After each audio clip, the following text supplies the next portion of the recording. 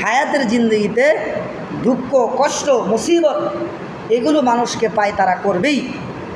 বলে যেমনভাবে বিদ্যুৎ আসে আবার বিদ্যুৎ যায়, বিদ্যুৎ যখন থাকে তখন তার অন্ধকার আর থাকে না, অন্ধকার যখন আসে তখন আলো আর থাকে না, যখন মুসিবত আসে তখন আর সুখ থাকে না, সুখ যখন আসে তখন দুঃখ আর থাকে না। এই জন্য বলছে আল্লাযীনা ইযা আসাবাতহুম মুসিবাতুন ক্বালু ইন্না লিল্লাহি ওয়া ইন্না ইলাইহি রাজিউন। মুসিবতে পড়ে গেছো বান্দা, হায়াতের জিন্দেগিতে মুসিবতে পড়ে গেছো, ও দুনিয়ার মানুষ তোমরা ইন্না লিল্লাহি ওয়া ইন্না ইলাইহি রাজিউন পড়ার অভ্যাস করো।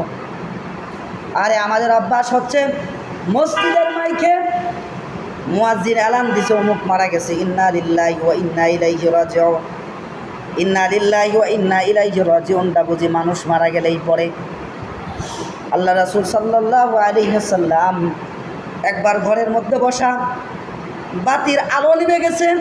আল্লাহর হাবিব সাল্লাল্লাহু আলাইহি ওয়াসাল্লাম বললেন ইন্না লিল্লাহি ওয়া ইন্না ইলাইহি রাজিউন। আম্মা আয়েশা সিদ্দিকা রাদিয়াল্লাহু আনহা আল্লাহর হাবিবকে বলে, আল্লাহ রাসূল বাতি চলতেছে, বাতির আলো নিভে গেছে, ইন্না লিল্লাহ বলার কি আছে? আল্লাহর হাবিব বলে, এই যে বাতিটা জ্বলতেছিল, বাতিটা নিভে গেছে, এটা আমার জন্য দুঃখের কষ্টের কারণ, এটা আমার জন্য মুসিবতের কারণ, এই জন্য আমি ইন্না লিল্লাহ পড়লাম।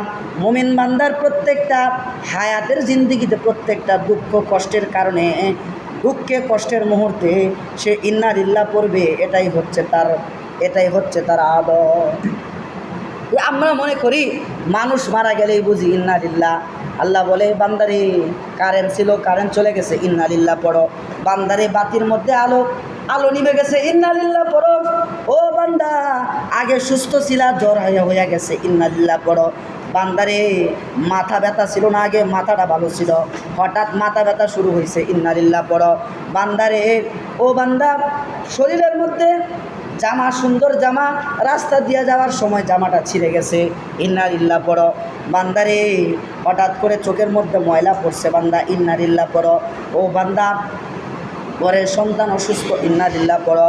ঘরে খাবারের ব্যবস্থা নাই, ইন্না লিল্লাহ পড়ো। ও বান্দা রাস্তায় দাঁড়ায় রইছো, গাড়ি পাইতেছো না, অফিসে যাওয়ার সময় হয়ে গিয়েছে, দোকানে যাওয়ার সময় হয়ে গিয়েছে, বান্দা ইন্না লিল্লাহ পড়তে থাকো। ও বান্দা পকেটে টাকা নাই, বাজারের দরকার, বাজার করা দরকার, ঘরে খাবার নাই, খাবারের দরকার, ইন্না লিল্লাহ পড়ো। ও বান্দা চোখের অপারেশন করার দরকার, ডাক্তার, ভালো ডাক্তার খুঁজে পাইতেছো না, ইন্না লিল্লাহ করো। ও বান্দা হার্টের সমস্যা, হার্টের ভালো ডাক্তার পাইতেছো না, ইন্না লিল্লাহ পড়ো। ও বান্দা এরকমভাবে নাকে ঘ্রাণ শুনতেছো না, ইন্না লিল্লাহ পড়ো। বান্দারে জবান দিয়া ভালোভাবে স্পষ্ট কথা বলতে পারতেছো না, ইন্না লিল্লাহ পড়ো। বান্দারে নতুন জামার ব্যবস্থা নাই, নতুন জামা দরকার, ইন্না লিল্লাহ পড়ো। ও বান্দারে বুকের ব্যথা শুরু হয়েছে, বুকের ব্যথা ভালো হওয়া দরকার, ইন্না লিল্লাহ পড়ো। ও বান্দারে জামাটা ভালো ছিল, হঠাৎ করে নতুন জামা নিয়ে দেখো ছিঁড়া গেছে, ইন্না লিল্লাহ পড়ো। হায়াতের জিন্দেগিতে প্রত্যেকটা মুহূর্তে ইন্না লিল্লাহটাকে আমল বানাও। কষ্টের মধ্যে পড়ে গেছো, আমল বানাও, ইন্না লিল্লাহ। মানুষ মারা গেলে ইন্না লিল্লাহ না, বরং দিনের শুরু থেকে শেষ পর্যন্ত প্রত্যেকটা কষ্টে, প্রত্যেকটা মুসিবতে তোমার জবান দিয়ে ইন্না লিল্লাহি ওয়া ইন্না ইলাইহি রাজিউন এই শব্দটাকে, এই বাক্যটাকে তুমি আমল বানাও। সুবহানাল্লাহ।